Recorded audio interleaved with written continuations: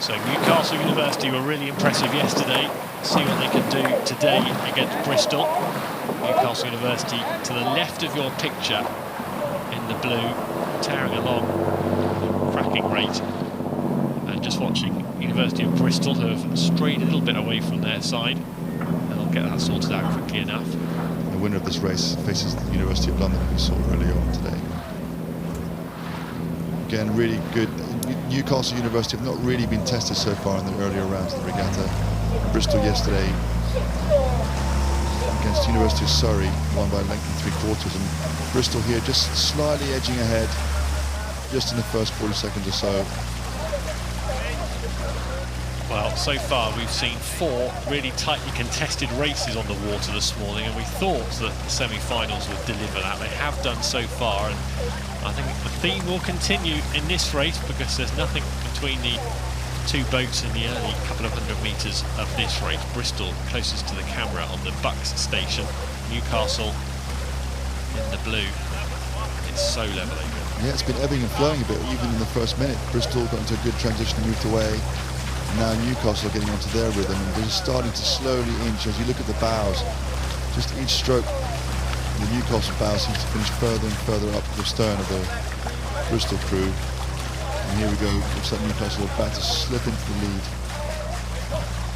And the difference really is, if you look at the Newcastle crew on the far side, when they're at full stretch, their blades go in the water before they apply any power.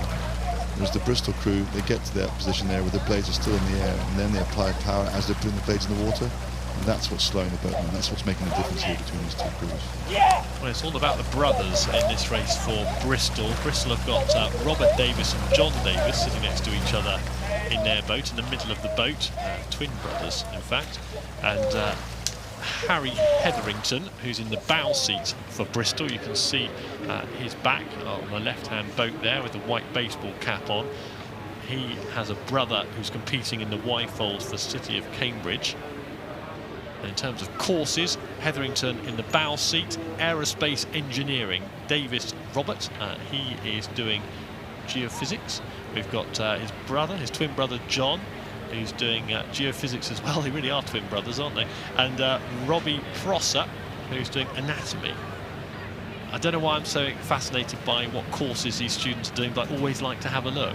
Yeah, it just really is broad, isn't it, what they do, what these athletes, and they all come together. It's amazing, they have different interests when they're studying, but then when they come to the boat club, they have the same interests. So it's really nice to mix all these different groups of people together. What have you got in Newcastle's boat? Let's have a look. What have we got the courses they're doing?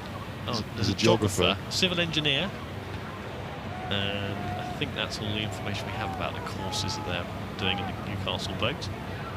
Newcastle here out to about a length and a half or so. Again, their blade work's just a little bit more precise at the front, and that's just giving them a bit more efficiency as they're going down here. Juggling full-time studies with rowing to this level. Yeah, Newcastle have got a bit more pedigree as well. They won a bronze medal at the Cox 4 Champs event at the Bucks Regatta, so they were the 3rd fastest university Cox 4 at the University Championships. And Joseph Adamson, he went to the Junior World Championships in 2018 and the 23 World Championships in 2019. The University of Bristol boat competed at Open Trials at Caversham earlier on this year, winning the C final and competing in the B final as well. So. Yeah, the two brothers both have been here before. They're the only 2 that have raced here before in the Bristol crew. The twins. The twins, yeah. And in the Newcastle crew, there's almost 12 Henley regattas between the two. Tells a story, doesn't it? It's a big difference, isn't it? The experience, and also probably just the more years in the boat. The maturity of the athletes. And also the difference in weight. The crews are pretty level, 80 kilos roughly on average body weight. So they're pretty well matched on that side. And Bristol here really not letting them go. They're still overlap now. And actually the blade work on the Bristol crew has improved as they've gone through the race.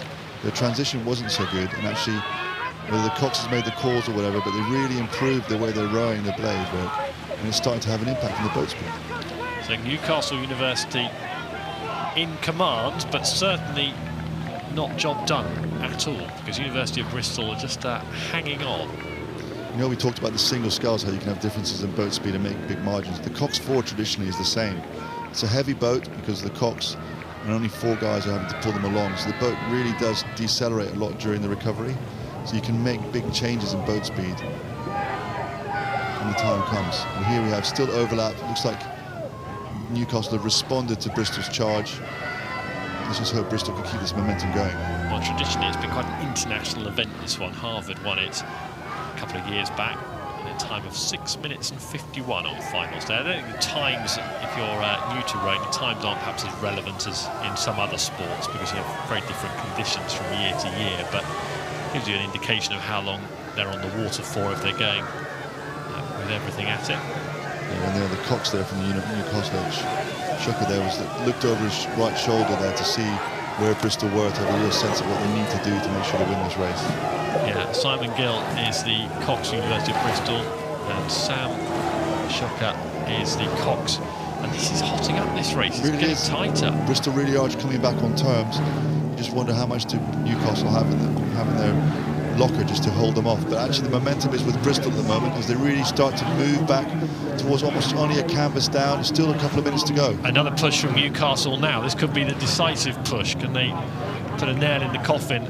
Bristol hanging on. They had come up to maybe within a quarter of a length, but now Newcastle trying to lengthen the lead to half a length. Bristol, they'd have been buoyed by the fact they could then see the boat and they would right on the shoulder, but a response from Newcastle, a crucial response to Newcastle. They had to offer something more, and they have produced something more, but there's still plenty of water here for a shift. Yeah, Bristol obviously got themselves back in the race, and Newcastle may have been absorbing it a bit and then did their response, but Bristol really need to have one more go now just to see what's left. But likewise, Newcastle will do the same thing. They can dig in, and they know that now they're just about there. The finish line is in touching distance, and Newcastle University A have held off a valiant effort from Bristol University. It's Newcastle University A who'll meet University of London in the final the Prince Albert Challenge Cup tomorrow here at Henley Regatta. Fine rowing from there. They had a bit of a fright. A couple of 100 metres left. University of Bristol seized the initiative. They were in the ascendancy, but they held on, Newcastle.